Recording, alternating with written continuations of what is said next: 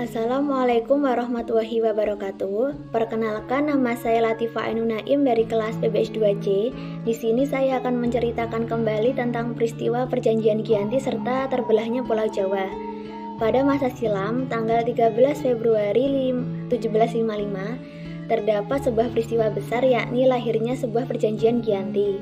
Perjanjian ini lahir dikarenakan terdapat kesepakatan segitiga politik antara Pakubuwana III, Pangeran Mangkubumi, serta VOC. Nama Giyanti sendiri diambil dari lokasi penandatanganan perjanjian, yakni di Desa Janti, yang sekarang terkenal dengan nama Dusun Kerten, Jantiharjo, Karanganyar, Jawa Tengah. Tujuan dari perjanjian tersebut yaitu untuk meredakan konflik yang terjadi secara berlarut-larut.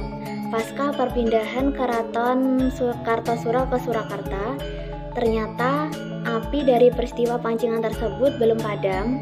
Ketika itu, Mangkubumi yang membantu Pangeran Pakubuwana II untuk meredakan konflik mendapat sebuah hadiah, yaitu sebidang tanah dari Pakubuwana II. Namun, tanah tersebut menimbulkan kecemburuan. Salah satu pangeran mengeluhkan ketidakadilan tersebut kepada Gubernur Jenderal Baron. Gubernur Jenderal Batavia tersebut lantas mengambil sikap dengan mengeluarkan sebuah keputusan yang menyebabkan tanah tersebut tidak jadi dimiliki oleh Mangkubumi. Kemudian terjadilah sebuah perlawanan-perlawanan. Dari perlawanan tersebut menyebabkan Gubernur VOC Jawa Utara Nicholas Harting mengeluarkan sebuah sikap untuk menyelamatkan daerah operasionalnya dengan melakukan perundingan bersama dengan Mangkubumi. Setelah beberapa kali melakukan perundingan, ditemuilah sebuah kesepakatan dengan Mangkubumi yang saat itu ingin menjadi penguasa di tanah Jawa. Pada tanggal 23 September 1754, nota kesepahaman antara VOC dengan Mangkubumi terlaksana. Selanjutnya disampaikan kepada Pakubuwana III. Nota tersebut menyatakan bahwa Mangkubumi mendapatkan wilayahnya. 4 November, Pakubuwana III menyetujui perundingan antara Nicholas dan Mangkubumi. Kesepakatan ini mendorong terjadinya perjanjian besar yang ditandatangani di Desa Giyanti, Timur Surakarta. Penandatanganan ini menjadi pangkal terbelahnya tanah Jawa menjadi dua bagian atau Palianagari. Hal ini menjadi akal naik tahta Mangkubumi di Yogyakarta menjadi Sri Sultan Hamengkubuwana I pada tanggal 13 Februari 1755. 15 Februari 1755 terjadi pembagian atribut keraton seperti bahasa, seni, keris, dan blangkon. Prospek pembagian wilayah dan aspek-aspek lain seperti bahasa melalui proses yang cukup panjang. Pada perjanjian Giyanti yang tidak merinci pembagian wilayahnya pada gilirannya menimbulkan rentetan peristiwa. Pembagian tersebut sengaja diacak atau tumpang tindih yang kemudian menimbulkan konflik.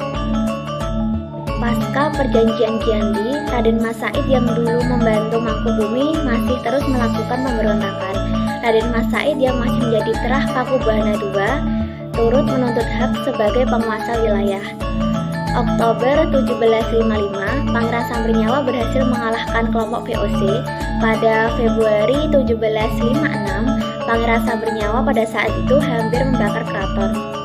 Setelah perang bertahun-tahun, VOC mengakhirinya dengan adanya perjanjian Salatiga pada tahun 1757 yang membuat tanah Jawa kembali terbagi. Perjanjian tersebut juga menyebabkan Pangeran Sambernyawa mendapatkan wilayah Kasunanan Solo yang sekarang terkenal dengan Kadipaten Mangkunegara.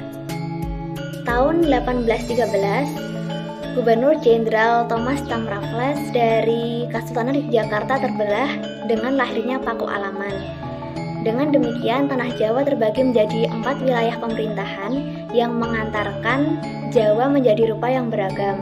Dinamika politik yang digerakkan oleh angin revolusi pada tahun 1940-an membuat nasib yang berbeda serta terjadinya perbedaan status. Perbedaan tersebut menjadikan Kasunanan Surakarta dan Kadipaten Mangkunegara menjadi situs cagar budaya, serta Kesultanan Yogyakarta dan Pakualaman menjadi daerah istimewa. Demikian yang dapat saya sampaikan. Apabila ada salah kata serta perkataan, saya mohon maaf. Wassalamualaikum warahmatullahi wabarakatuh.